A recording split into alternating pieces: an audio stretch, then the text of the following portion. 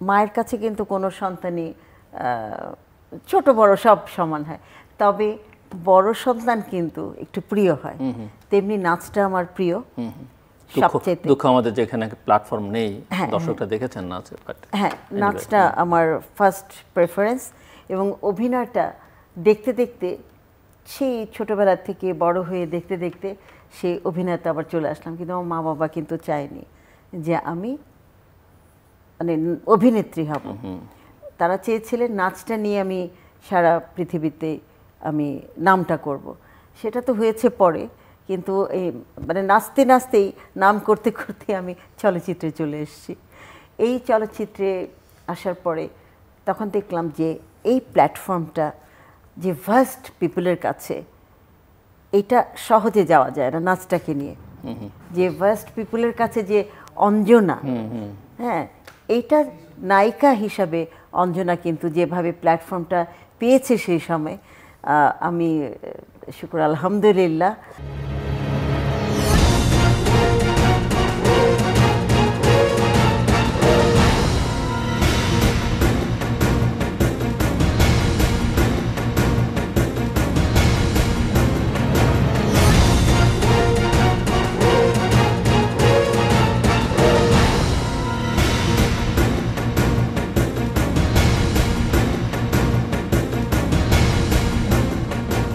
দেশে এবং দেশের বাইরে যারা চ্যানেল আই দেখছেন, আপনাদের সকলকে সাদর আমন্ত্রণ তৃতীয় মাত্রা দেখবার জন্যে।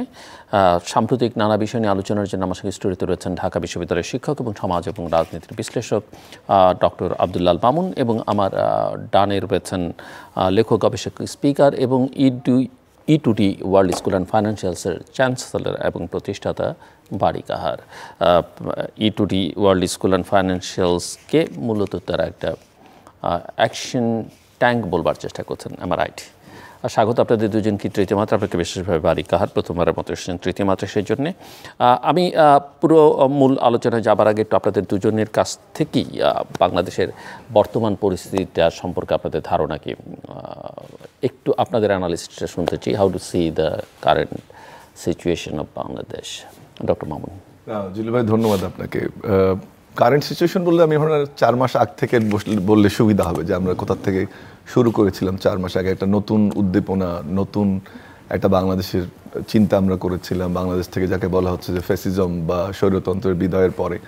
এবং সবচেয়ে ভিন্ন যে জিনিসটি ছিল, যে আমাদের তরুণদের মাধ্যমে যে সফলতা, যেটি 15 বছর রাজনৈতিক দলগুলো তাদের বিভিন্ন আন্দোলন সংগ্রামে পারেনি, আমরা দেখলাম যে তরুণদের মাধ্যমে 5ই আগস্টের পরে সেটা সম্ভব হয়েছিল। কিন্তু 4 মাস পরে যখন আমরা আলোচনা করছি বাংলাদেশের আজকের প্রসঙ্গ, সেটি আসলে একটু ভিন্নই বলবো আমি। যে আমরা আশা করেছিলাম যে রাষ্ট্র একটা সংস্কারের পথে হাঁটবে, একই সাথে স্ট্যাবিলিটি থাকবে, দ্রব্যমূল্য কমবে, আইন শৃঙ্খলা পরিস্থিতি ভালো থাকবে, রাজনৈতিক দলগুলো যারা ফ্যাসিজম বিরোধী আন্দোলনে একসাথে হয়েছিল তাদের মধ্যে এক ধরনের ঐক্য থাকবে, এবং আমরা যে বাংলাদেশের নতুন বাংলাদেশের স্বপ্ন দেখছিলাম 5 তারিখের পরবর্তীতে, যেখানে একটা মানবিক বাংলাদেশ, বৈষম্য কমবে, ইনইকুয়ালিটি কমবে, এবং এমন একটা দেশ যেখানে আমরা বিচার বিভাগকে যেভাবে ভেঙে পড়তে দেখেছি, আমরা যেভাবে পুলিশ বিভাগকে ব্যবহার করতে দেখেছি রাজনৈতিক কারণে, নির্বাচন ব্যবস্থা যেখানে নির্বাচিত ছিল 16-17 বছর, বা একইভাবে রাজনৈতিক দলগুলো সহ সাধারণ মানুষের মতামত প্রকাশের ক্ষেত্রে যেভাবে বাধা সৃষ্টি করা হয়েছিল, অর্থাৎ একটা গণতান্ত্রিক যে পরিবেশ, একটা রাজনৈতিক এবং সামাজিক যে পরিবেশ, সেটি কোনোভাবে ছিল না। এবং তার পরবর্তীতে আমাদের এই 5ই আগস্টের সরকার। কিন্তু এখন যেভাবে যে জায়গাটিতে আমরা গেলাম, যে কয়েকদিন থেকে আমরা দেখছি, পার্টিকুলারলি গত 16 তারিখে ডক্টর মোহাম্মদ ইউনূসের ভাষণের পরে, যে রাজনৈতিক দলগুলো নির্বাচনকে সবচেয়ে বোধহয় বেশি গুরুত্ব দিচ্ছে এখন, যদিও সেটা ওই সময়ের যে বাস্তবতা তার সঙ্গে একটু বেমানান। আবার আমি মনে করি এটির কারণও রয়েছে, যে কথাটা একটু আগে আমি বললাম, যে এখন যে দ্রব্যমূল্য, সাধারণ মানুষ সম্ভবত জিলু ভাই চায় যে একটা স্বস্তিকর বাজার ব্যবস্থা, সাথে নিরাপত্তা, রাস্তাঘাটে শৃঙ্খলা, এবং তারা স্বাভাবিকভাবে তাদের কাজকর্ম করতে পারছে, সমাজে একটা স্বস্তির পরিবেশ, সেটি বোধহয় সবচেয়ে বেশি কাম্য ছিল সাধারণ মানুষের কাছে। কিন্তু আমরা যে কারণেই হোক, সেটা হয়তোবা এই সরকার সেটা ডেলিভার করতে অনেক সফলতা থাকলেও এই জায়গাটিতে হয়তোবা আরও সফলতা মানুষ এক্সপেক্ট করে। একই সাথে যে কথাটি বললাম আমি একটু আগে, যে রাজনৈতিক দলগুলো শুরুতে যেভাবে শুধু সংস্কারের কথা বলেছিল, কিন্তু আমার মনে হয় যে কয়েকটি সেক্টরের কথা আমি বললাম সেগুলোতে সরকারের সফলতা যে মাত্রায় আমরা এক্সপেক্ট করেছিলাম সেটি না হওয়ার কারণে এখন তারা বলছে যে তাড়াতাড়ি নির্বাচন হলে হয়তোবা দ্রব্যমূল্য কমবে, হয়তোবা জনমনে স্বস্তি আসবে, নিরাপত্তার পরিবেশ ফিরবে, সেই জায়গাটি সামনে চলে এসছে। আর সবচেয়ে যে বড় দুঃখজনক যে বিষয়টি, যেটি আন্দোলনে অংশগ্রহণকারী একজন কর্মী হিসাবে আমি দেখতে চাই না, সেটা হচ্ছে যে যারা আন্দোলনে ছিল এই স্বৈরাচার বিরুদ্ধে আন্দোলনে, তাদের মধ্যে এক ধরনের বিভেদ আমরা দেখতে পাচ্ছি। সেটি 3-4টি কারণ হতে পারে যে কয়েকদিন এবং গত এক সপ্তাহ এটি আরও উত্তপ্ত হয়েছে। কারণ হচ্ছে একজন উপদেষ্টা যিনি ছাত্রদের প্রতিনিধি করেন, তিনি বলেছেন যে রাজনৈতিক দলগুলো যেভাবে সহায়তা করার কথা, হয়তো বা পুরোটা একভাবে বলতে পারছি না আমি, বা যেভাবে সহায়তা করার কথা সরকারকে সেভাবে করছে না বা ব্যর্থতা চাচ্ছে। দ্বিতীয়ত যে ডক্টর মোহাম্মদ ইউনূস যে বক্তব্য দিলেন, সেই বক্তব্যে উনি রোড ম্যাপের কথা আশা করছিলেন, কিন্তু উনি দুটো সময়ের কথা উল্লেখ করেছেন, এই বছরের শেষে বা আগামী বছরের প্রথমে। তৃতীয় আরেকটি বিষয় হচ্ছে যে কথাটা এসছে যে পার্টিকুলারলি বৈষম্য বিরোধী ছাত্র আন্দোলনের কাছ থেকে, যে তারা যেভাবে বিচার প্রক্রিয়া শেষ করার পরে, অর্থাৎ আওয়ামী লীগের যারা বিভিন্ন অপকর্ম দুর্নীতির সঙ্গে জড়িত, তাদের বিচার প্রক্রিয়া শেষ করার পরে নির্বাচন দেখতে চায়। আমার মনে হয় যে এই 3টি কারণে রাজনৈতিক অঙ্গন একটু উত্তপ্ত। আর এটিতে যেটা আমরা দেখতে পাচ্ছি যে রাজনৈতিক দলগুলো অন্য সব কিছু বাদ দিয়ে এখন নির্বাচনের কথাটা সামনে নিয়ে এসছে। পার্টিকুলারলি আমরা দেখছি যে বিএনপি এটা সবচেয়ে সোচ্চার ছিল, কিন্তু জামাতও গত কয়েকদিন বলছে যে তারাও 2025-এ ইলেকশন চায়। এবং আমরা দেখছি যে তারাও বিভিন্ন তাদের যারা সমজাতীয় বা যেটা তাদের মিত্রগুলো আছে 12 দলীয় জোট সহ, বিএনপি তার সঙ্গে বিভিন্ন আলাপ আলোচনা করছে কী হবে। কিন্তু যে সংবাদটি আমরা পেয়েছি সেটি যে বললাম যে খুবই অনাকাঙ্ক্ষিত এবং দুঃখজনক, যে বলা হচ্ছে যে যদি সরকার রোড ম্যাপ দ্রুত ঘোষণা না করে তাহলে আবার রাজপথে বা এই দাবি দাওয়া নিয়ে দলগুলো রাজপথে নামবে, যেটি আমাদের কারোই কাম্য নয়। যে কারণে আপনি যখন প্রশ্নটা করলেন যে কেমন বাংলাদেশ দেখছি, তাহলে যে স্বপ্নটা আপনি বলছেন যে কাম্য নয়, তার মানে কি বিরোধী রাজনৈতিক দলগুলো নির্বাচনের জন্য দাবি করতে পারবে না যদি না সরকার দিতে চায়, না দিচ্ছে। সেই জন্যই বললাম যে সরকারের উচিত ছিল যে পথ নকশাটা কিন্তু খুবই গুরুত্বপূর্ণ। এবং যখন আপনি বলছেন যে আমরা নির্বাচন 25-এ দেব না 26-এ দেব, আবার ছাত্র সংগঠন যারা এই সরকারকে বলছে তাদের সরকার, তাদের প্রতিনিধি 3 জন রয়েছে, তারা আবার একটি নতুন রাজনৈতিক দল আসবে এবং 2 মাসের মধ্যে সেই রাজনৈতিক দল আসবে বলে শোনা যাচ্ছে, তখন কিন্তু বিএনপি সহ অন্যান্য দলের মধ্যে একটা সন্দেহ তৈরি হওয়া সম্ভব যে আবার কোনো কিংস পার্টির উত্থান হচ্ছে কিনা। কিন্তু আমি ব্যক্তিগতভাবে শিক্ষার্থীদের রাজনৈতিক দলের পক্ষে। আমরা দেখতে চাই যে শিক্ষার্থীদের রাজনীতি করুক, রাজনৈতিক দল গঠন করুক, দল বলতে শেষ করে দিবে। কিন্তু তাদের সম্মুখে ধরেন শিক্ষকদের রাজনৈতিক দল, এটা না হয় বুঝলাম, একজন শিক্ষকতা কয়েক বছর ধরে করবেন রিটায়ারমেন্ট যাওয়া পর্যন্ত, কি শিক্ষার্থী তো একটা সার্টেন টাইমের জন্য না, আমি প্রথমত ধরে নিচ্ছি আমি স্কুলের স্টুডেন্টরা তো আর পলিটিক্স করবেন না, করলে কলেজ এবং ইউনিভার্সিটি, তারা কয় বছর থাকেন ইউনিভার্সিটি কলেজে? 5-7 বছর। তারা তো বেরিয়ে গিয়ে নানা প্রফেশনে যুক্ত হয়ে যাচ্ছে না।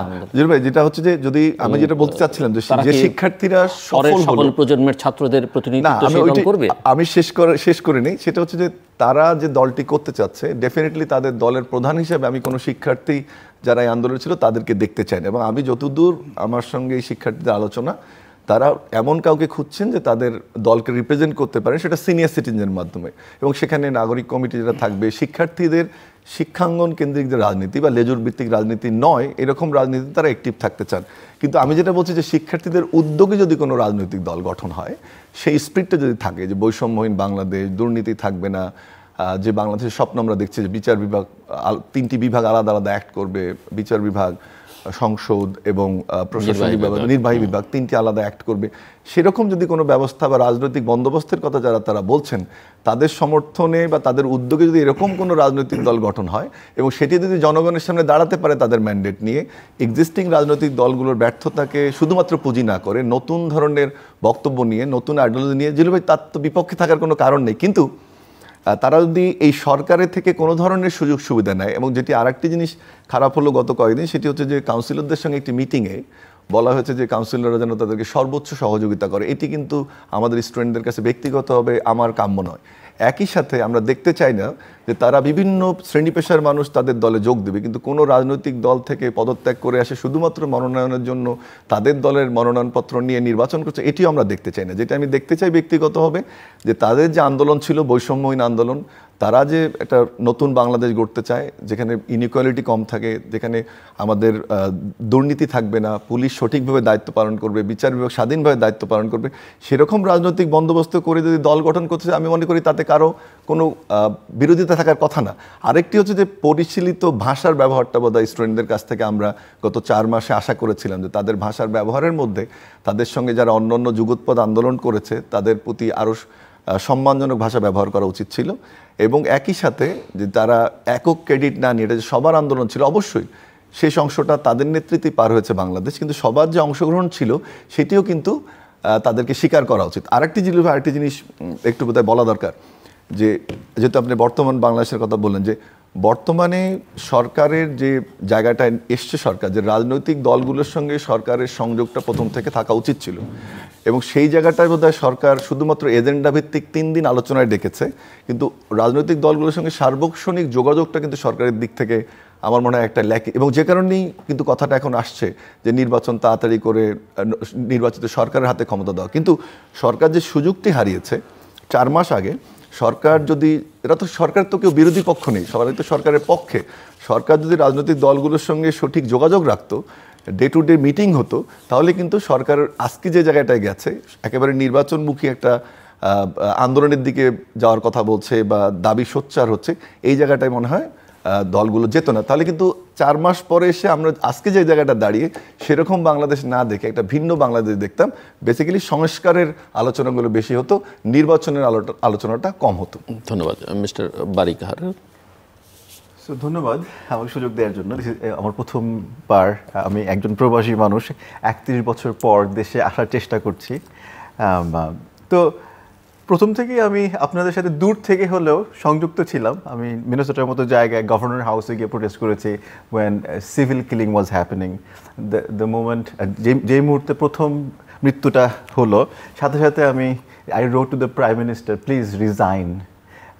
So it was very scary for me. আমার জন্য খুবই ভয়ঙ্কর ছিল যে আমি কাজ করি সাধারণ সেক্টর নিয়ে, রিসার্চ নিয়ে, নেক্সট টাইম যখন দেশে আসবো আমি কাজগুলো করতে পারবো কিনা।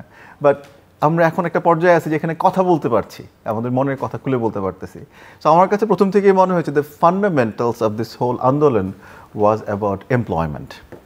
আমি নিজে একজন কেইনজিয়ান ইকোনমিস্ট অর ফলোয়ার বলতে পারেন। আমরা দেখেছি পৃথিবীতে যখনই সিরিয়াস সিভিল আনরেস্ট হয়েছে, যুব সমাজ কাজ ছিল না বলে করেছে। তারা কোটাকে একটা ইস্যু ধরে এগিয়েছে, বিকজ কোটার থেকে খানিকটা কাজ পাওয়া যেত। But Bangladesh is a $400 billion economy. এখানে কেন 8 লক্ষ শিক্ষিত বেকার কিছু করতে পারবে না? That is my fundamental question from the beginning. And পৃথিবীতে বিভিন্ন আপনার উদাহরণ রয়েছে এরকম ট্রানজিশনাল সময়ে। যেমন কিউবার কথা বলি, কিউবা যখন আমেরিকাকে ঝেঁটিয়ে বের করে দিল ওদের দেশ থেকে 1959 সালে, 1 বছরের ভেতরে ওরা সারা কিউবাতে 40% আনএমপ্লয়মেন্ট থেকে ফুল এমপ্লয়মেন্টে চলে গেল। 70% আমাদের মতোই ওরা শিক্ষিত ছিল, 99% শিক্ষায় চলে গেল। এটা সম্ভাবনা কেন হয়েছে? Because fundamentally the leader said, okay, I do not want to see unemployment here. তো আমার ডক্টর ইউনূসের প্রতি শ্রদ্ধা রেখে বলছি, উনি চাচ্ছেন সব কিছু একসাথে করতে, but as a leader you must declare number 1 priority. যে কারণে একটা প্রশ্ন যেহেতু আপনি তুললেনি, ওনার তো এখন 3-0 এক্স্যাক্টলি, আপনি জানেন গ্লোবাল ইউনিটে ক্যাম্পেইন করছেন, বাংলাদেশের দায়িত্ব নেওয়ার পরে সেটা কি দেখছেন? বাংলাদেশের আমি যখনই দেশ চিন্তা করি, আমি তো আসলে এই দেশে 18 বছর বড় হয়েছি, অ্যান্ড দেন 31 বছর দেশের বাইরে। সো ডিফারেন্সটা যেখানে আমার চিন্তাধারার ডিফারেন্সের সাথে আমি যখন এদেশে সবার সাথে মিশে যাওয়ার চেষ্টা করছি, ফান্ডামেন্টাল ডিফারেন্স যেখানে দেখছি কালচারাল মাইন্ডসেট, যে আমরা সবসময় বড় জিনিসগুলো নিয়ে চিন্তা করতেছি, বাট সিঙ্গেল ফোকাসটা ভুলে যাচ্ছি যে কোন কারণে এই জিনিসটা হয়েছে। Youth unemployment is so big. আর 8 লক্ষ ছাত্র যদি রাস্তায় নেমে যায়, কালকে তো আবার আরেক গভর্নমেন্ট কলাপস করবে। কিন্তু কেন সে করতে দিব আমরা? সো এটার বিভিন্ন রকমের মডেল আছে। আপনার আমি নিজে ছোট একটা মডেল, আমার সামান্য যতটুকু সম্ভাবনা আছে সেটা নিয়ে একটা প্রাইভেট ইউনিভার্সিটি, ড্যাফোডিল ইউনিভার্সিটিকে আমি ধন্যবাদ জানাই যে আমাকে অ্যাকশন রিসার্চটা করতে দিচ্ছেন। ডক্টর ইউনুস কিন্তু ওনার 000 বই বলেছেন যে এই থিঙ্ক ট্যাঙ্ক প্রচুর আছে ভাই, অনেক কথা বলি আমরা, লেটস ডু অ্যাকশন ট্যাঙ্ক। আর আপনি যদি ওনার জীবন দেখেন, উনি কিন্তু অ্যাকশন ট্যাঙ্কের মতোই কাজ করেছেন ওনার গ্রামীণ ব্যাংকের মাধ্যমে। সো ওটাকে যদি আমরা মডেল ধরি, ছাত্রদের জন্য আমরা কী করতে পারি? আমি একজন প্রবাসী হিসেবে দেশে এসে ইনভেস্ট করতে চাচ্ছি, একটা কোম্পানি খুলতে কত কষ্ট। আমার নিজের সামান্য, আমি অনেক বড় লোক কেউ না, সামান্য যতটুকু উপার্জন আছে আমি সেটা নিয়ে একটা ইউনিভার্সিটির জীবন বদলাতে পারি। অ্যান্ড এক্ষেত্রে আমি professor Sabur is allowing me to do in his campus, যার কারণে প্রাইভেট টু প্রাইভেট আমি কাজটা করতে পারছি এখন। আপনি জেনে খুশি হবেন যে আমি অলরেডি ড্যাফোডিল ইউনিভার্সিটিতে আমরা 1000 ইউথ এমপ্লয়মেন্ট ক্রিয়েট করার একটা মডেল দাঁড় করিয়েছি, and that should happen in next 2 months. This could become a model for every university.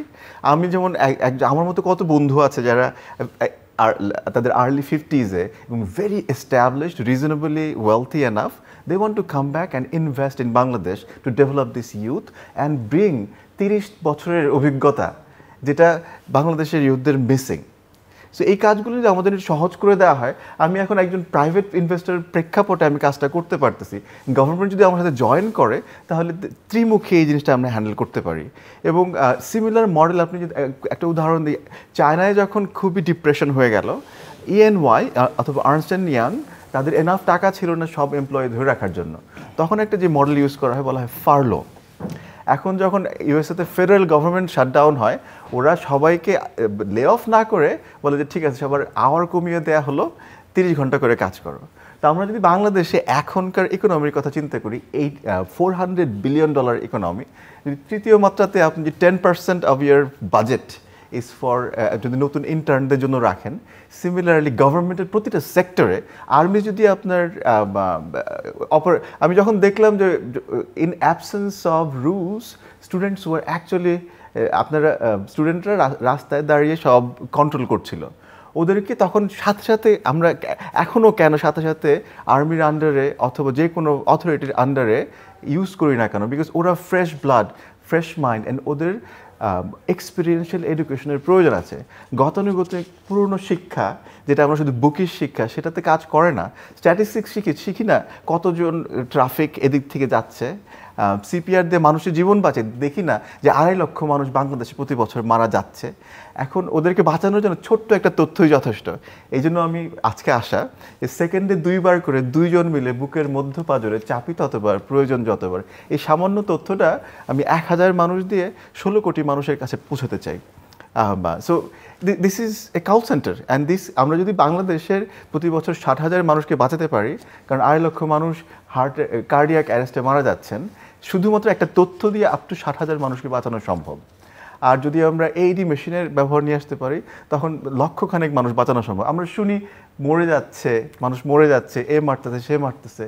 আমরা ইমার্জেন্সি রেসপন্ডাররা সবাই মিলে ছাত্রদেরকে সংযুক্ত করে কেন আমরা শিখি না how to save lives? So আমার প্রেক্ষাপট এখানে, আমি রাজনীতি কম বুঝি, আমি শিক্ষক মানুষ, আমি বুঝি মানুষনীতি, মানুষ কীভাবে বাঁচবে সেটা নিয়ে আমি কাজ করছি। আর আই থিঙ্ক মানুষের বাঁচার সবচেয়ে বড় প্রসেস হচ্ছে ডিগনিটি। আমি যখন প্রথম আমেরিকায় যাই, আমার ওয়ার্ক পারমিটে লেখা ছিল valid for work only with INS authorization. So আমার fundamental rights as a immigrant was taken of.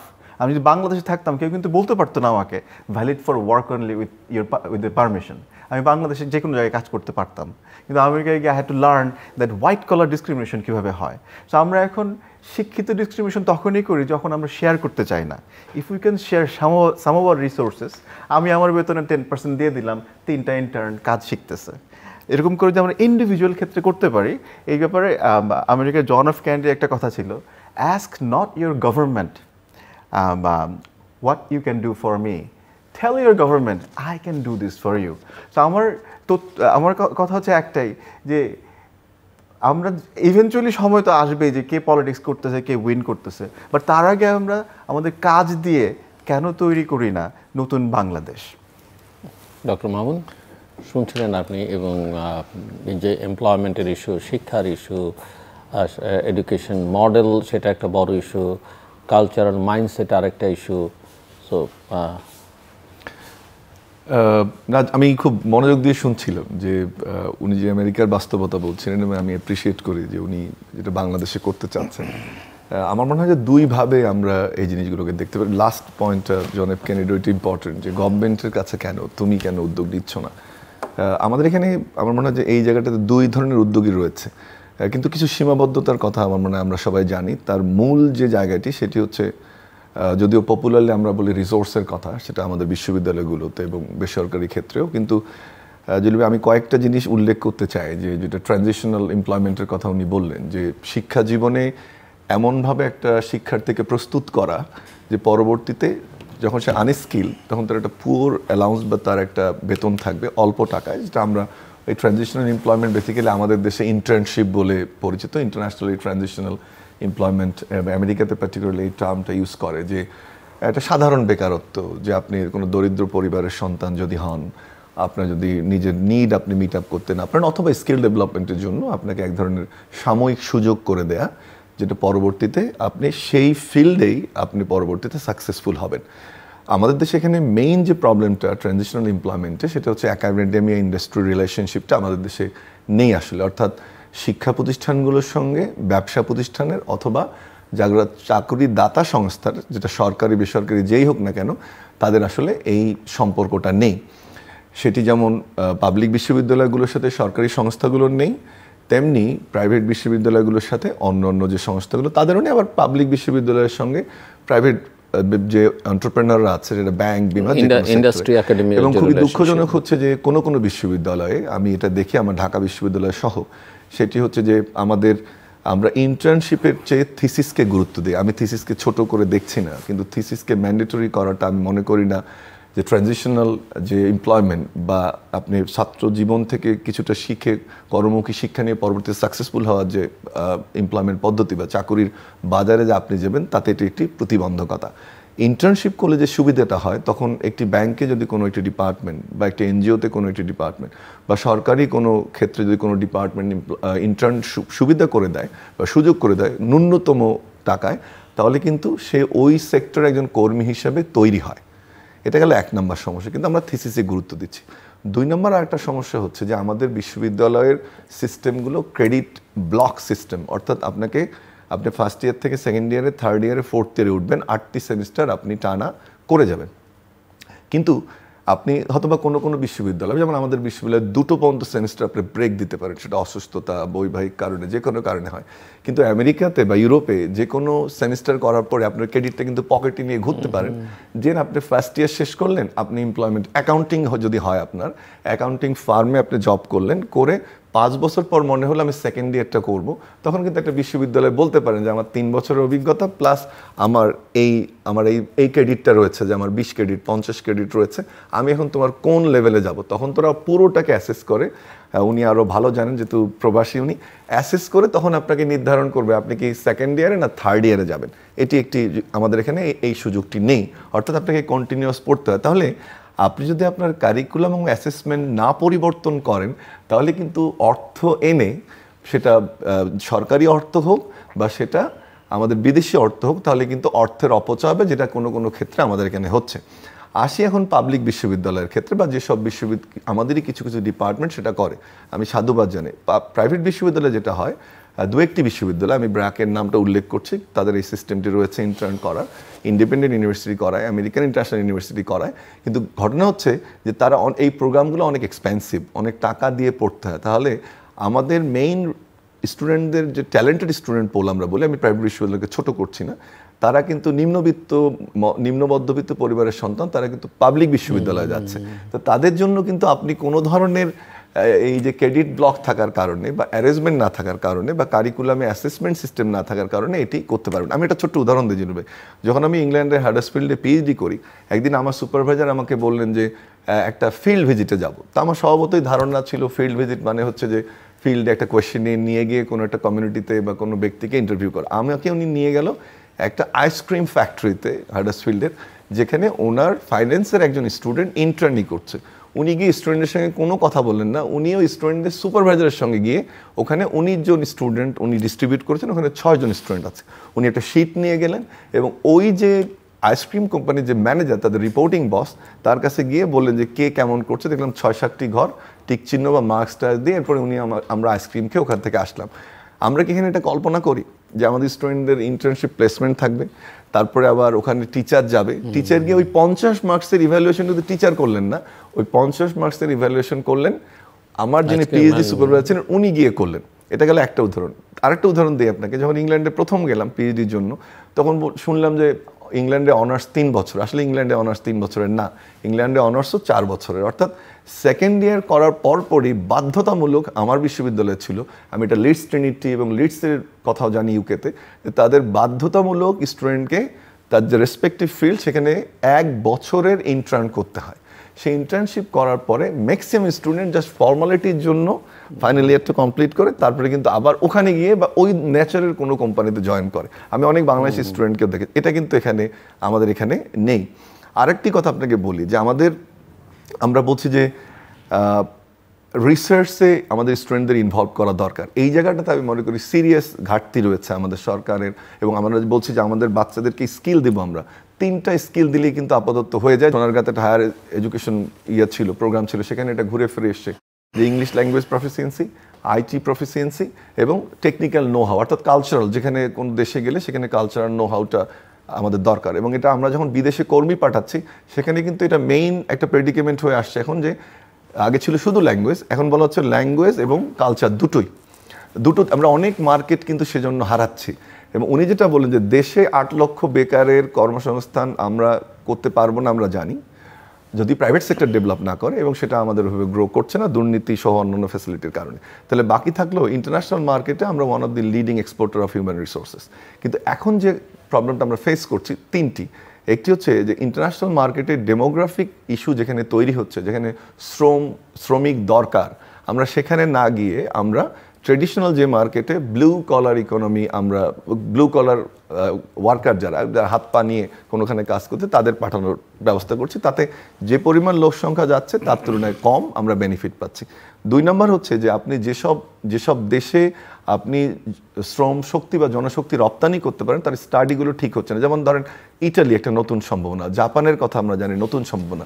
সেখানে যে কথাটি আমি বললাম যে আমাদের শিক্ষা যেহেতু এক ধরনের থিওরিটিক্যাল এডুকেশন, আমরা কালচার, ল্যাঙ্গুয়েজ, স্কিলস, আইটিগুলোতে কম জোর দিচ্ছি বা হচ্ছে না, সে কারণে কিন্তু ওই মার্কেটগুলো আমরা ধরতে পারছি না।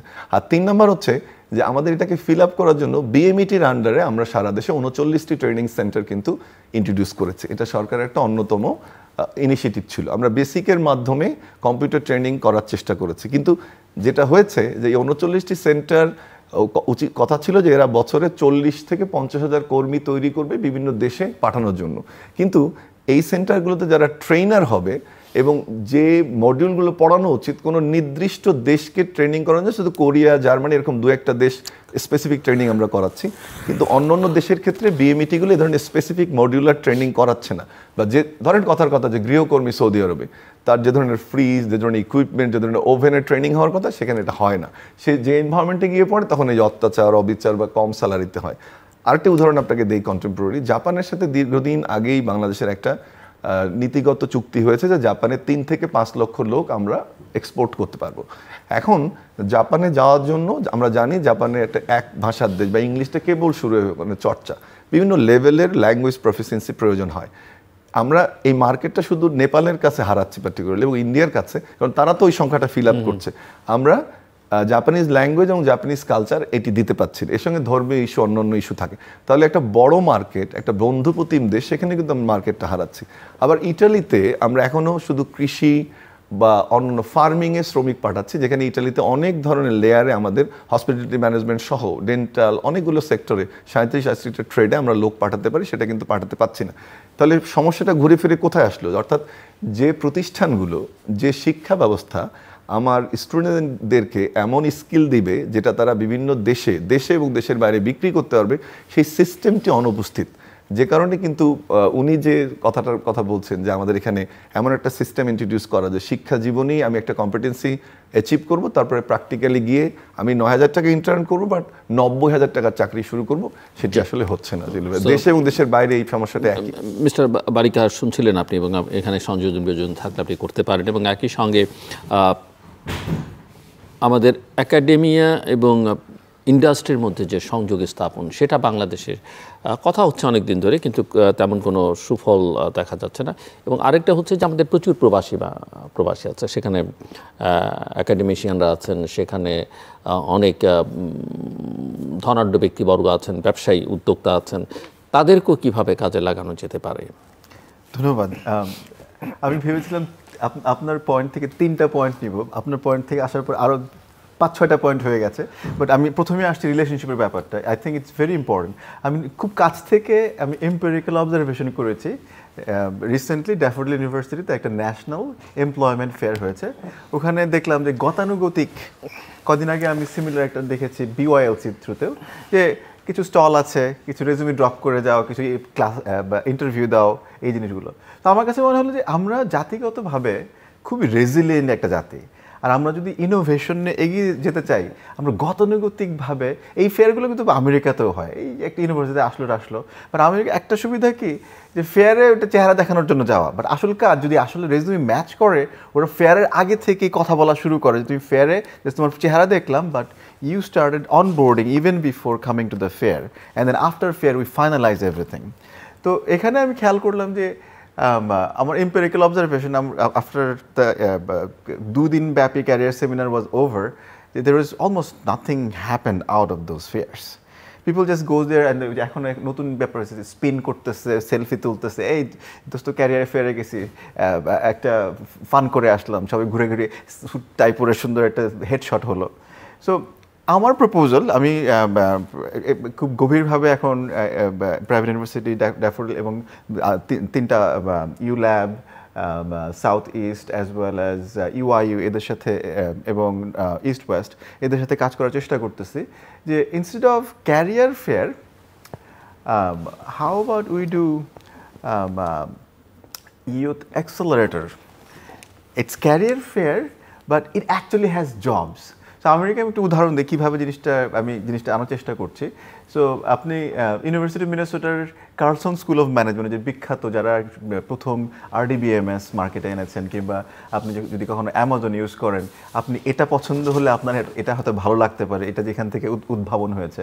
ওখানে একটা জিনিস ওরা করে কি, কার্লসন এন্টারপ্রাইজ, কথার অর্থ হচ্ছে যে ছাত্ররা একজন সিনিয়র কলিগ কিংবা সিনিয়র প্রফেসর অথবা someone who is ex industry, ex folio, তার আন্ডারে যে কোনো একটা কোম্পানিতে গিয়ে টিপিক্যাল যেটার ধরেন আপনার প্রাইস হতে পারে $1 million, সেটার প্রাইস হয়তো $30,000 হলো, they will provide 1,000 hours of service, consulting service আন্ডারে ম্যানেজমেন্ট কনসালটেন্ট।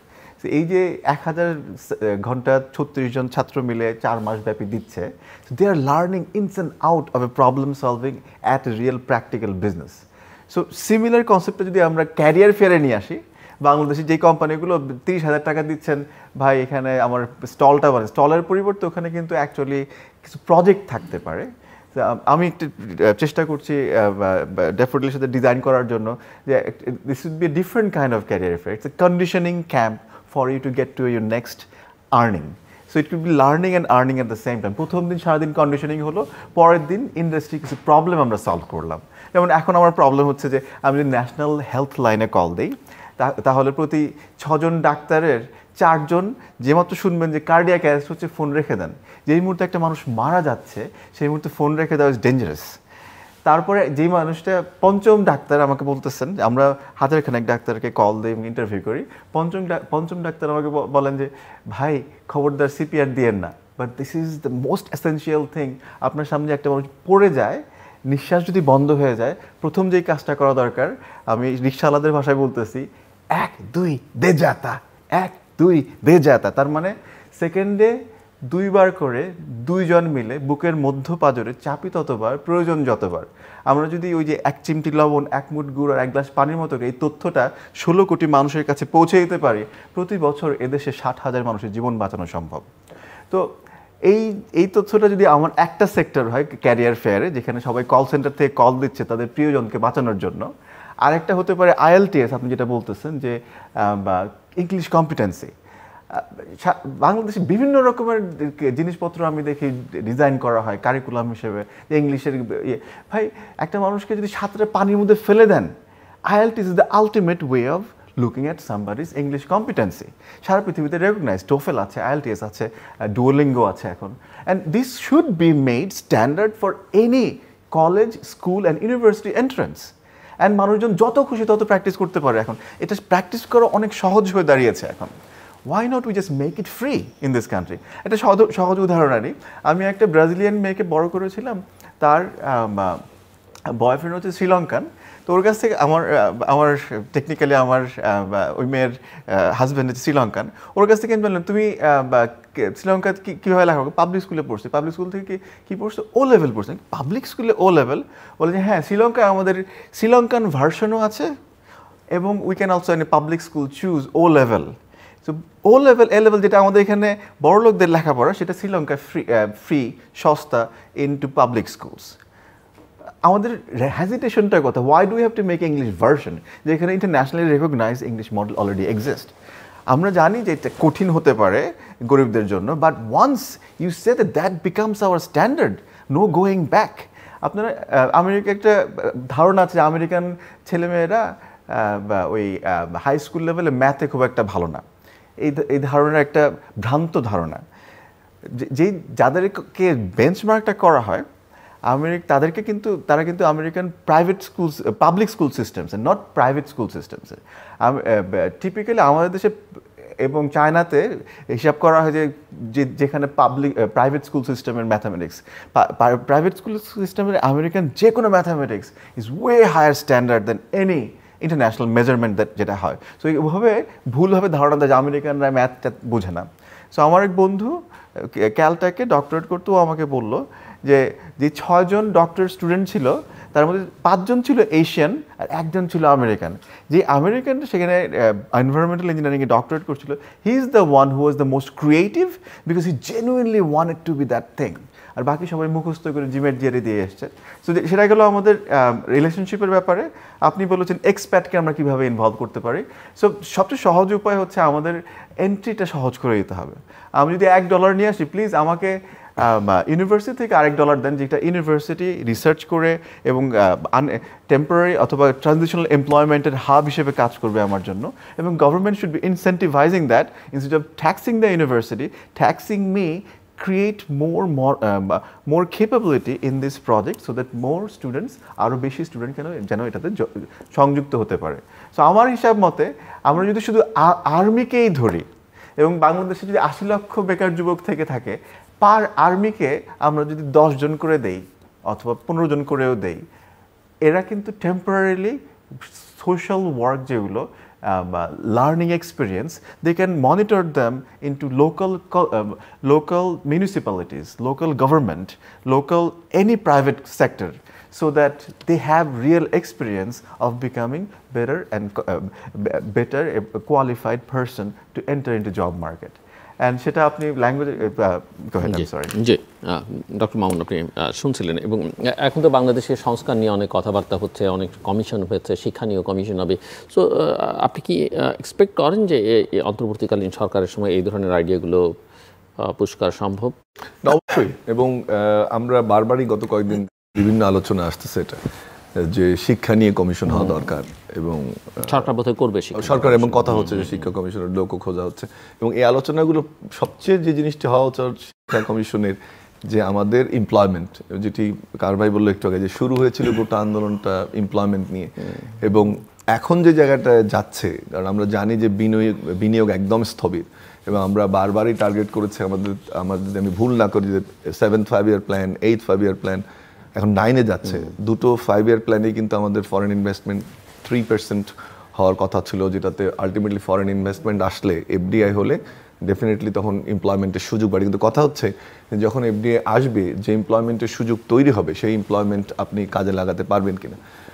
গত রেজিমে সরকার অনেকগুলো এসপিজেড ইপিজেড করার পরিকল্পনা করেছে এবং সেগুলোতে আমরা আশা করি যে সেগুলো বাস্তবায়ন হলে আস্তে আস্তে আমাদের এখানে জনসংখ্যার আরও চাকরির সুযোগ তৈরি হবে।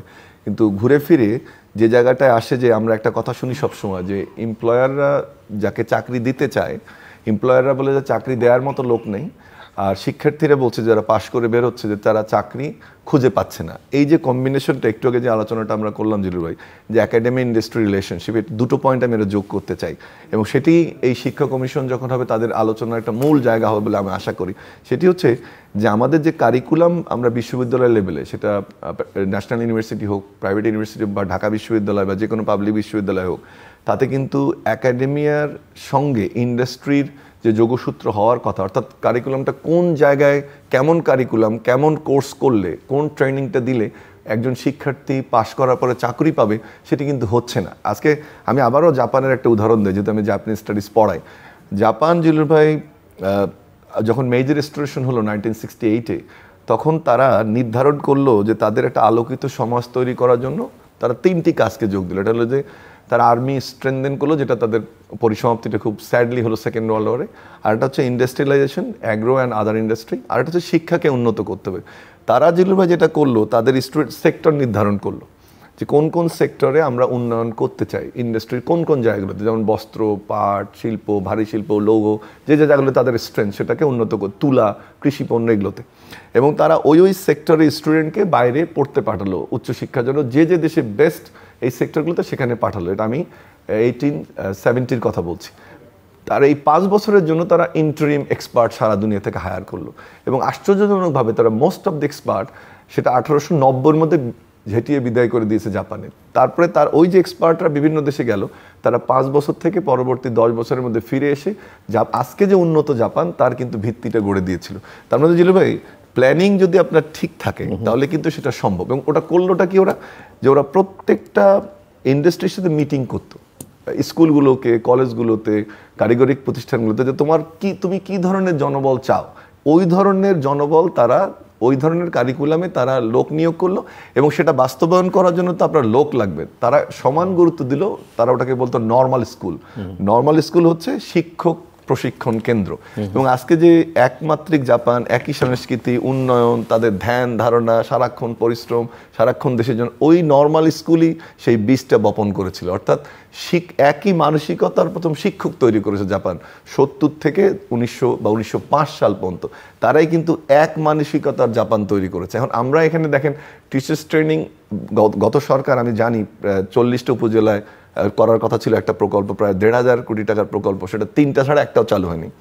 39টা টিটিসি এই মুহূর্তে রান করছে। সেখানে মেইন সমস্যাটা হচ্ছে শিক্ষক জনবলের সমস্যা, যেখানে 40,000 বের হওয়ার কথা ছিল 5,000ও বের হচ্ছে না। আরও একটা সমস্যা হচ্ছে যে আবারও ট্রেনারের সমস্যা। অনেকগুলো মডিউল আমাদের কম্পিউটার সোসাইটি, আমাদের ব্রাকের উদ্যোগে বিভিন্নখানে, বিভিন্ন সেন্টার, ইউনিয়ন পরিষদ আইটি সেন্টার, বিভিন্নখানে প্রশিক্ষণের চেষ্টা করা হয়েছে, ফেসবুককে আনা হয়েছে। আমাদের অনেকগুলো বিল্ডিং আছে, সিস্টেম আছে, কিন্তু ট্রেনার কিন্তু নাই। তাহলে সেই জায়গাটিতে আমাদের নতুন করে ভাবতে হবে যে আমরা এমন কোনো কিছু না করা যেটা আবারও ব্যর্থ হয়। তাহলে একাডেমি ইন্ডাস্ট্রিকে সামনে রেখে কারিকুলামটা তৈরি করে, প্রথম শিক্ষক কিন্তু জাপান তৈরি করেছিল, ওই জায়গাটাতে গুরুত্ব দেবো যে প্রথম ট্রেনার তৈরি করতে হবে, কারিকুলাম তৈরি করতে, তাহলে কিন্তু ওই সিস্টেমটা হবে। আরেকটা জিনিস, যদি কমিশন হয়, সেখানে খুবই গুরুত্বপূর্ণ একটা বিষয়, উনি বাইরে থাকছেন, আমি নিজেও বাইরে পড়ালেখা করে এসেছি, সেটা হলো রেকগনিশন। অর্থাৎ আমাদের এখানে যে আমরা উচ্চশিক্ষা অর্জন করছি, অনার্স করলে কোনো কোনো বিশ্ববিদ্যালয়ে গিয়ে আবার বলে তুমি অনার্স মাস্টার্স করলেও বলে আবার একটা মাস্টার্স করে তারপরে এমফিল পিএইচডিতে যাবে। এটি কিন্তু খুবই দুঃখজনক। একইভাবে আবার অনেক বিশ্ববিদ্যালয় থেকে আছে তো অনার্স মাস্টার্স করবার পরে অনেক কর্পোরেট হাউসে তাদের সার্টিফিকেট রেজাল্টও দেখে না, মানে ডিসকোয়ালিফাইড। হ্যাঁ, এটা হচ্ছে ওই ইউনিভার্সিটি থেকে আসলে হবে না। আর আরেকটা যেটা প্রবলেম হচ্ছে জিলু ভাই, আমাদের বড় একটা সেক্টরে জনসংখ্যা রপ্তানিতে আমাদের এখানে টিটিসি সহ যেসব টেকনিক্যাল এডুকেশন সেন্টার বোয়েসেলের আন্ডারে পরিচালিত হয় বা বিভিন্ন ইন্ডিভিজুয়াল সেন্টার, তারা যে সার্টিফিকেটটি দেয় এটি কিন্তু রেকগনাইজ না। এটা একটা সমাধান ছিল যে আমাদের এডেক্সেল বা ক্যামব্রিজ এই ইনস্টিটিউশনগুলোকে এনে, এবং তারা কিন্তু এখন স্বদেশীয় ভাষায় অ্যাসেসমেন্ট করে সার্টিফিকেট দেয়। অর্থাৎ আপনি বাংলায় পড়বেন, আপনার পুরোটা মডিউল পড়ার দরকার নেই, কিন্তু তারা স্কিলটাকে অ্যাডজাস্ট করবে। আর তাতে আরেকটা জিনিস হতো, এখান থেকে অনেক সময় ভুয়ো সার্টিফিকেট ইস্যু হয়, না পড়ে আমরা সার্টিফিকেট দিচ্ছি, আমাদের এই দুর্নামটা আছে। তো এডেক্সেল, কেমব্রিজ বা সিটি অ্যান্ড গিল ইংল্যান্ডের তারা বা অস্ট্রেলিয়া বা আমেরিকার কোনো প্রতিষ্ঠান থেকে যদি আমাদের ভাষা এগুলোকে রেকগনাইজ করা যেত তাহলে কিন্তু সেটা সম্ভব ছিল। নেপালে কিন্তু এই কাজটা করা হচ্ছে এখন, যে তাদের পার্টিকুলারলি কুলিনারি সার্ভিস বা রন্ধন শিল্পে জাপানিজ অর্গানাইজেশন তারা নেপালের রান্নাবান্নাকে তারা সার্টিফাই করে তাদের লোক নিয়ে যাচ্ছে, বা কেয়ার গিভার, মিডওয়াইফ, তারা কিন্তু সার্টিফাই করে লোক নিয়ে, যেটা কোরিয়া জার্মান সেন্টার এখানে হচ্ছে। সে এই জিনিসটাও খুব গুরুত্বপূর্ণ যে আমরা যখন নতুন করে শিক্ষা কমিশন করব, আমাদের কারিকুলামগুলো যেন ইন্টারন্যাশনালি অ্যাকসেপ্টেড হয়, বা যদি কোলাবোরেশন আমরা বিভিন্ন বিশ্ববিদ্যালয় বা বোর্ডের সঙ্গে করি তখন আমাদের কারিকুলামগুলো অ্যাকসেপ্টেড হবে, তখন কিন্তু আরেকটা প্রবলেম সলভ হবে। সর্বশেষ যে কথাটা আমি বলতে চাই সেটি হচ্ছে যে সর্বোপরি শিক্ষা কমিশন হোক না হোক বা বর্তমান প্রেক্ষিতে আমাদের কিন্তু একটা জায়গায় মাথায় রাখতে হবে, গত 10 বছরের বাজেট যদি আপনি দেখেন, আমার যতদূর মনে পড়ে 2017 সালে ছিল ক্লোজ টু 2% জিডিপি, সেটা হচ্ছে 1.90 ভাগ জিডিপি। বাকি গড়পড়তা 1.6 থেকে 8-এর মধ্যে ওঠানামা করে।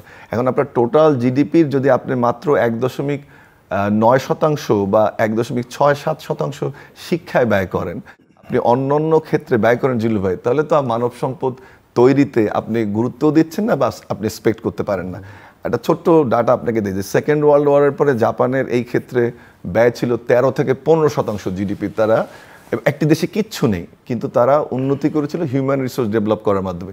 ভাই কারবে একটা কথা বললেন যে ওই কালচারটা তৈরি করতে হবে, যে টেকনিক্যালিটির কালচার, নো হাউয়ের কালচার, ডেডিকেশনের কালচার, সেটা কিন্তু ওই কোমলমতি বাচ্চা থেকে শুরু করে বিশ্ববিদ্যালয় লেভেল পর্যন্ত তৈরি করতে গেলে বারবার যে জায়গাটা গুরুত্ব দিচ্ছি ট্রেনার বা শিক্ষক প্রয়োজন হবে। কিন্তু আনফর্চুনেটলি শিক্ষা খাতে যদি এই বাজেট থাকে আপনার, তাহলে কিন্তু ওই প্রশিক্ষকও আপনি দিতে পারবেন না, ওই মোটিভেশনও পাবেন না, বা সেই টুলস, টেকনিক্যালিটি, ইনফ্রাস্ট্রাকচার সেটাও দেওয়া সম্ভব হবে না। নতুন কমিশনের কাছে এটা একটা জিনিস আমার মনে হয় আসবে, যে শিক্ষাক্ষেত্রে ব্যয় বৃদ্ধি বা বাজেটের একটা বড় অংশ যাওয়া উচিত, তাহলে আসলে কোনো ধরনের এক্সপেকটেশন করে মানব সম্পদ উন্নয়ন কঠিন হবে। সো ফাইনাল রাউন্ড, মিস্টার বারী কাহার, ক্লোজিং রিমার্কস। Thank you. 10 আমি আমার নিজের, সো ডক্টর ইউনুস বলেন 000, আমি বলি 10-10-10। সো একটা মজার ব্যাপার হচ্ছে, আপনি যদি ধরেন স্টক মার্কেটে $100 সপ্তাহে যদি ডে ট্রেডিং করে, আপনার যদি স্কিল থাকে ডে ট্রেডিংয়ে, সপ্তাহে 10% করে বাড়াতে পারেন, মাত্র 168 সপ্তাহে আপনি $1 বিলিয়ন একটা পোর্টফোলিও বানাতে পারবেন। দিস ইজ কাইন্ড অফ, যেটা আমি যখন প্রথম দেখলাম, দ্যাট ওয়াজ উইয়ার্ড। আমি বলি, so money is not the only thing we go after. We go after skills, respect, soft respect, বিভিন্ন রকমের ইকুইটি আমাদের আছে, রাইট? তো 10% is what's my recommendation to the government. Allocation না করলেও পাইপলাইন তৈরি করার জন্য প্রত্যেকটা সেক্টরে, government, private, there should be incentivizing. America যেটা করে, যে আপনি যদি ট্রেনিংয়ের জন্য বাজেট রাখেন, that is actually tax deductible. So প্রত্যেকটা সেক্টরের, প্রত্যেকটা অর্গানাইজেশনে there should be a 10% must requirement to create transitional employment for future employees. So every company, তৃতীয় মাত্রা should have their 10% budget for few new interns. স্যারের Abdullah sir, right? So ওনার ইউনিভার্সিটিতে আপনার আপনার salary 10% should be dedicated to your future TA এবং আর এর development, so that they can pipeline you. So pipeline development is very critical.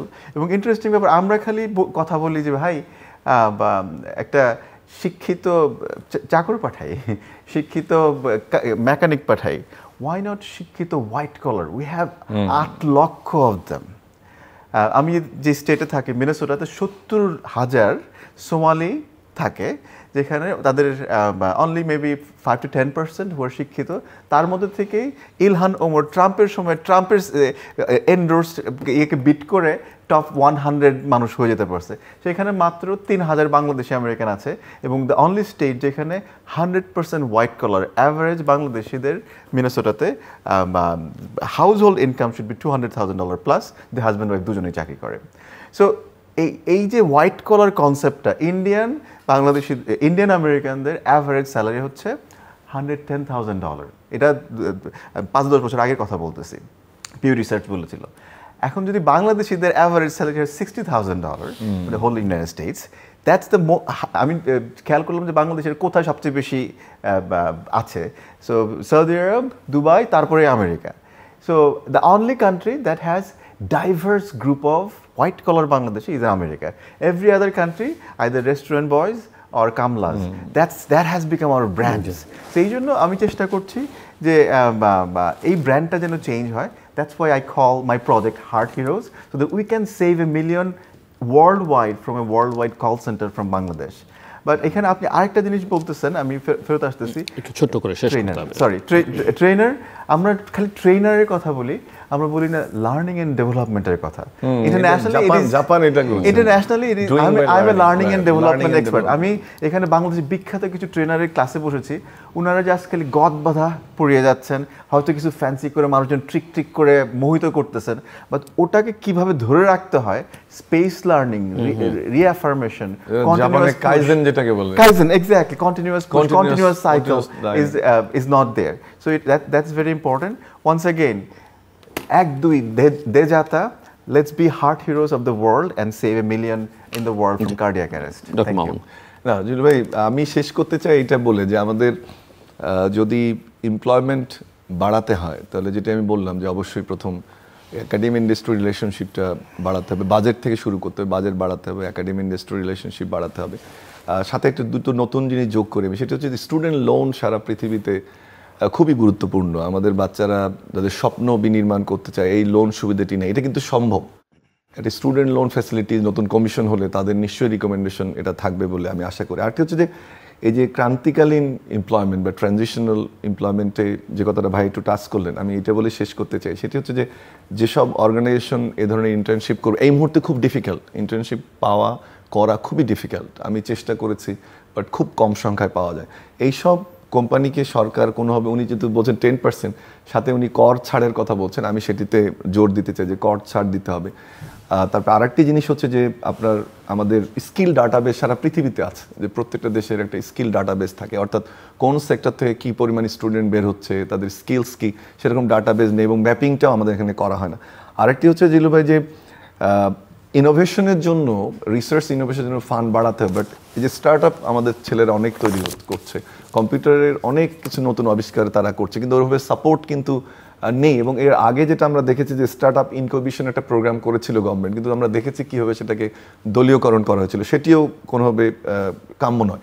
আরেকটি হচ্ছে যে কালচারাল যে জায়গাটি বলে শেষ করতে চাই, যে আমাদের দেশে যখন আমরা কারিগরি শিক্ষা জিলুর ভাই বলি, আমি সহ আমাদের সন্তানদেরকে আমরা ওটাতে পড়াতে চাই না, কারণ আমাদের সংস্কৃতি হয়েছে যে অনার্স মাস্টার্স করে বিসিএস ব্যাংক এগুলোতে যেতে হবে, কিন্তু কারিগরি শিক্ষার অর্থ যে এটা না যে আপনি কোনো লোয়ার কারিকুলাম বা লেস রিকগনাইজ, তা না। এই যে কারিগরি শিক্ষা একটা দেশের যে চরিত্র পরিবর্তন করতে পারে, সেটি আপনি প্রথম দিকে যে ইউকেকে দেখেন, জার্মানিকে দেখেন, আপনি ফ্রান্সকে দেখেন, আমেরিকাকে দেখেন, জাপানকে দেখেন, সবগুলো উন্নত দেশ কিন্তু কারিগরি শিক্ষা উন্নত করে উন্নতি হয়েছে। এটা আমার মনে হয় যে খুব গুরুত্বপূর্ণ বিষয়।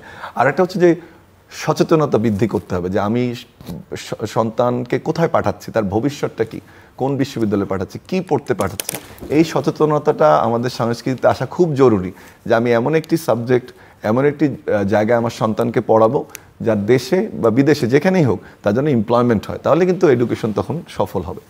দর্শক অনুষ্ঠানের শেষ প্রান্তে আমরা সামাজিক যোগাযোগ মাধ্যম ফেসবুক, এক্স এবং ইউটিউবে তৃতীয়মাত্রা লাইভ স্ট্রিম হচ্ছে, আপনারা দেখতে পারেন। টেলিভিশন পর্দায় দেখতে না পারলে যে কোনো সময় যে কোনো স্থান থেকে ইউটিউবে তৃতীয়মাত্রা চ্যানেলটি সাবস্ক্রাইব করে এই পর্ব বা পুরোনো পর্বগুলো আপনারা দেখতে পারেন। মিস্টার বারিক কাহার এবং ডক্টর আব্দুল্লাহ আল মামুন, অসংখ্য ধন্যবাদ এই আলোচনা অংশগ্রহণের জন্য।